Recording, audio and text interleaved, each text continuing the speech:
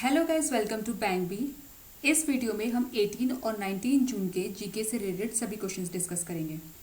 Current affairs की ये series IBPS, SBI, RRB जैसे बैंकिंग एग्जाम्स के लिए बहुत ही इंपॉर्टेंट है। अगर आप इन एग्जाम्स की तैयारी कर रहे हैं तो आप बैंक बी चैनल सब्सक्राइब कीजिए और वीडियोस की टाइमली नोटिफिकेशन के लिए बेल आइकन को दबाएं। हमारा पहला क्वेश्चन है, यूएन सिक्योरिटी काउंसिल का 2 ईयर टर्म जो कि 1 जनवरी 2021 को स्टार्ट होने वाला है, उसके नॉन परमानेंट मेंबर्स के तौर पे कौन सी 4 कंट्रीज को सिलेक्ट किया गया है? Which 4 countries are elected as non-permanent member of the UN Security Council for a 2-year term that begin on January 1st, 2021? तो वो 4 कंट्रीज है India, Ireland, Mexico and Norway. ये 4 कंट्रीज नॉन परमानेंट मेंबर के तौर पे चुनी गई है एशिया पैसिफिक कैटेगरी से, और ये कंट्रीज 2 साल के लिए नॉन परमानेंट मेंबर चुनी गई है 1 जनवरी 2021 से लेके 31 दिसंबर 2022 तक। Prince Albert second of Monaco foundation award, जो कि एक बहुत ही प्रतिष्ठित इन्वायरमेंटल अवार्ड है, ये अवार्ड 2020 में किसको मिला है? Who has won the Prince Albert II of Monaco Foundation Award, one of the most coveted environmental awards in the world for the year 2020? तो ये अवार्ड मिला है डेक्कन डेवलपमेंट सोसाइटी को। डेक्कन डेवलपमेंट सोसाइटी एक हैदराबाद बेस्ड सोसाइटी है और इनको award के तौर पे मिलेंगे 40,000 यूरो, जो कि अप्रॉक्सीमेटली 35 लाख रुपीज़ हैं। अच्युत काशीनाथ सिन्हा उसगांवकर, जिनकी डेथ हो गई है, हमें ये बताना है कि वे कौन थे। Achyut Kashinath Sinha Usgaonkar passed away. Who was he? तो वे थे former minister.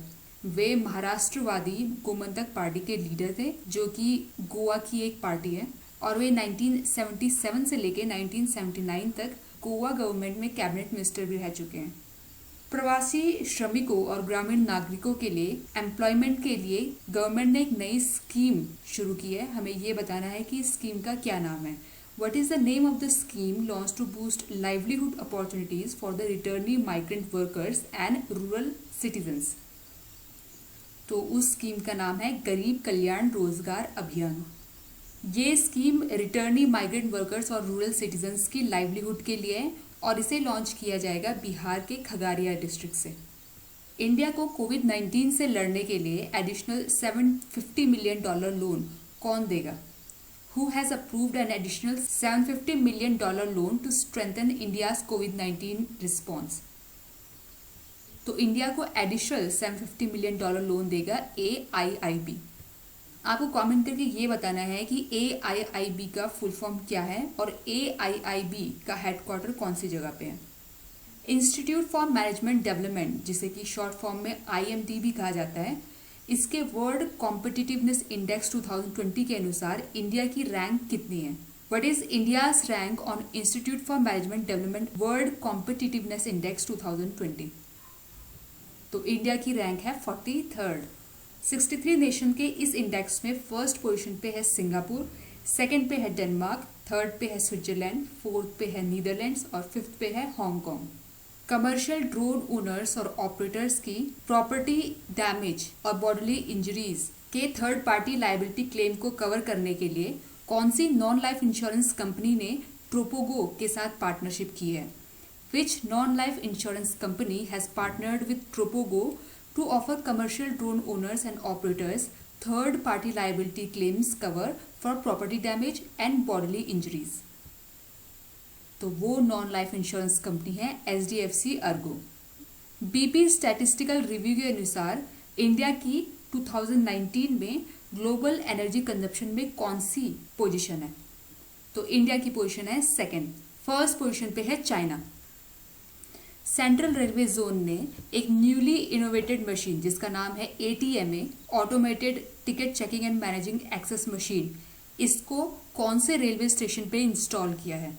Central Railway Zone has installed a newly innovated ATMA, Automated Ticket Checking and Managing Access Machine, at the Dash Railway Station. तो ये मशीन इंस्टॉल की गई है नागपुर रेलवे स्टेशन पे। BCCI के ethics officer और ऑम्बुड्समैन की position पे किसको BCCI ने 1 ईयर एक्सटेंशन दिया है? To whom a 1-year extension has been given by the BCCI to serve as BCCI's ethics officer and ombudsman. तो बीसीसीआई के एथिक्स ऑफिसर और ओम्बुड्समैन है टीके जैन। 4th एशियाई युवा पैरा गेम्स जो कि 1 से 10 दिसंबर 2021 को होंगे, हमें ये बताना है कि कौन सी जगह पे होंगे। The 4th Asian youth para games will take place in dash from December 1 to 10, 2021। तो 4th एशियाई यूथ पैरा गेम्स होंगे बहराइन में।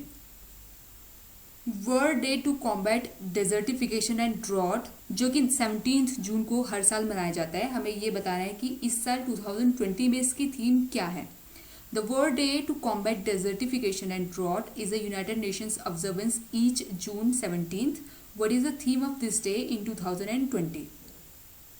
तो इस साल इस डे की थीम है food feed fibre.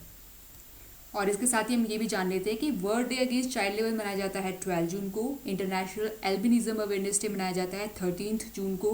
World blood donor day मनाया जाता है 14 जून को। ग्लोबल विंड डे मनाया जाता है 15 जून को। ऑटिस्टिक प्राइड डे मनाया जाता है 18 जून को।